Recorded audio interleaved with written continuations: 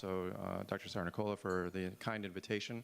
I'm going to go over some paradigms in the diagnosis and management of fungal keratitis. As you know, fungal keratitis is more common in tropical climates, and for me this is tropical here in Italy. 15% of all cultured ulcers, for example, in Miami are fungal, which is quite high for the U.S. It is also important to understand that fungal keratitis generally has a much poorer outcome than bacterial keratitis, Dr. K's talk notwithstanding, is that the high percentage of these patients will have poor vision after their resolution and or require either therapeutic or optical transplantation. We went over this a little bit last year, but as Dr. Balestrazi was talking about earlier, you have to understand where the ulcer came from, and certainly in patients who are exposed to vegetable matter or have certain types of immunocompromised types of corneas are more likely to have a fungal keratitis, and that should be high on your list when you first examine the patient.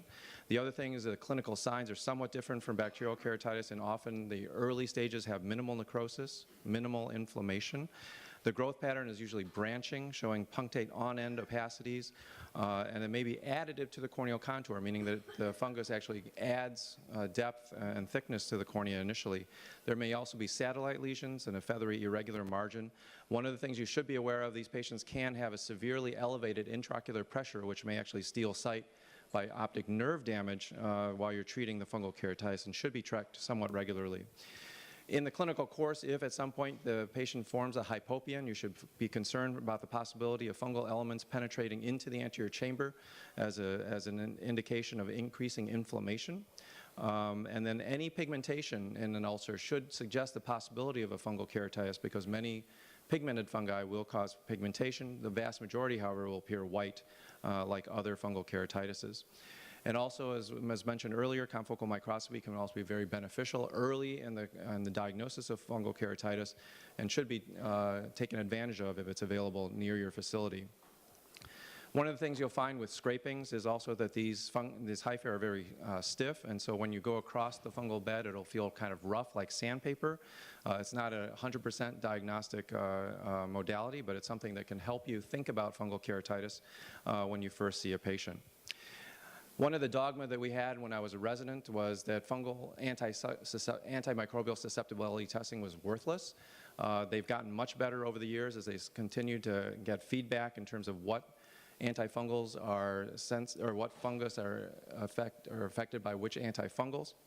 And in fact, the recent MUTT studies show that there's a significant difference in those patients who have higher or lower MICs in terms of how they resolve when treated with particular antifungals, as you can see here. So in the management of fungal keratitis, there are a few things. We're very familiar, I think, with amphotericin B and nanomycin, which are both polyenes. They're very effective, but not universally so.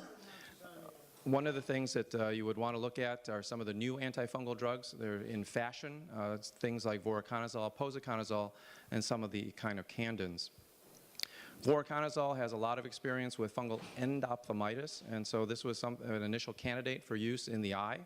Unfortunately, in my hands at least, it wasn't very effective. We published several voriconazole failures. The general feeling I had was that it was not a very effective antifungal, and that's been confirmed, I think, in the mycotic ulcer treatment trial out of India, which basically showed that voriconazole, the use of voriconazole as an initial agent for fungal keratitis, resulted in a higher number of perforations and poorer outcomes. So in terms of voriconazole versus amphotericin B, at least, amphotericin B seems the superior antifungal. Not all is lost, though. These aqueous compounds like voriconazole and amphotericin can be used in different ways. The first publication of intrastromal injection for a candida keratitis was actually out of our institution at the University of Illinois in Chicago. And you can see that an intrastromal injection in experimental studies shows high MICs for over a week after a single injection. So it takes patient compliance out of it and also gives you MICs far above what you can get with topical drops. Where voriconazole can be helpful in some of these patients using it intrastromally as a single injection, they've been able to show significant resolution of recalcitrant fungal keratitis, and so it does have a role here. And you can see the patient who was resistant to topical drops eventually resolved with an intrastromal injection. Posaconazole is the other major component of the triazoles. This is a much more effective antifungal. It has poor absorption but can be used topically or systemically. We've been able to use it in patients with intracameral endophthalmitis from a consecutive Fusarium keratitis in several cases where this was the only agent that was needed to resolve that. So it gets good penetration, is very effective, probably far more effective than voriconazole. And then finally with the echinocandins, in specialty infections, specifically Candida, but there are also some pigmented fungi which are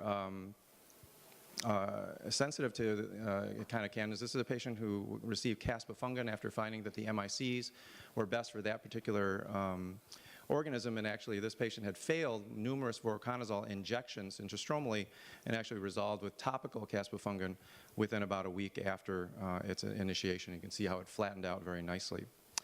Intracameral administration is something you can consider also for those patients with fungal invasion into the anterior chamber. I know it's used quite a bit in India for that indication. It's obviously short-lived in the anterior chamber, but has its role in those patients with intracameral invasion. And then topically for this conference, post-penetrating keratoplasty, we've known for some time that fungal keratitis is a significant risk there. What's become a problem is that post-penetrating keratoplasty, at least in the storage methods that we use, has an incidence about 3 times greater than cataract surgery infections, with often dire circumstances, usually endophthalmitis.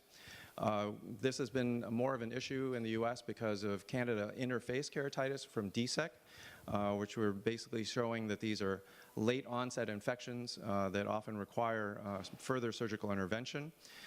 In the US, we've also found that these patients have a higher incidence infection than those patients receiving penetrating keratoplasty or anterior lamellar keratoplasty, and that it's probably eye bank related, and we're addressing those things now.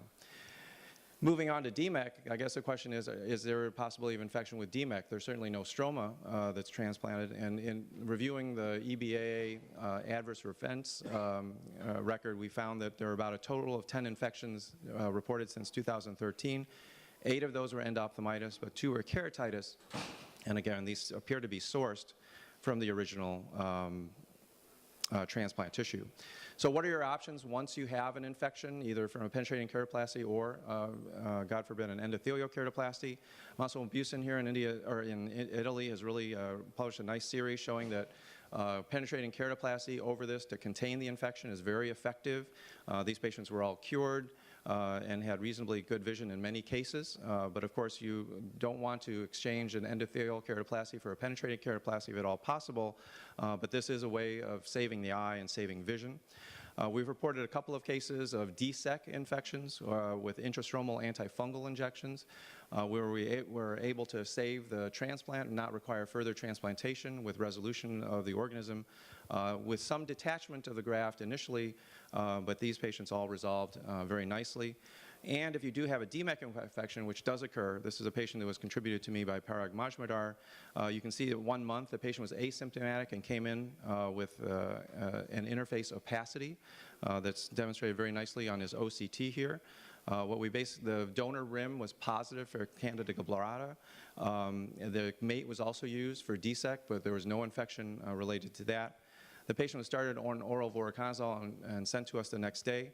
We did intrastromal injections for this patient, and you can see at 1 month the patient is now 20/25 without replacing the DMEC. So if you do have a late DMEC infection, this is an option as well. So just in review, pearls and diagnosis, outcomes of fungal keratitis are significantly worse than other forms of infectious keratitis. Increasingly unusual and more resistant pathogens are emerging, so you have to be flexible in terms of the types of antifungals you have available to you for use, and also utilize antimicrobial sensitivities when needed. These clinical characteristics should alert you to the possibility of a fungal infection, including things like immunocompromised corneas, vegetable or soil-related trauma, and patients who have pain out of proportion to the appearance of their ulcers. They may have a rough stromal bed when you culture them.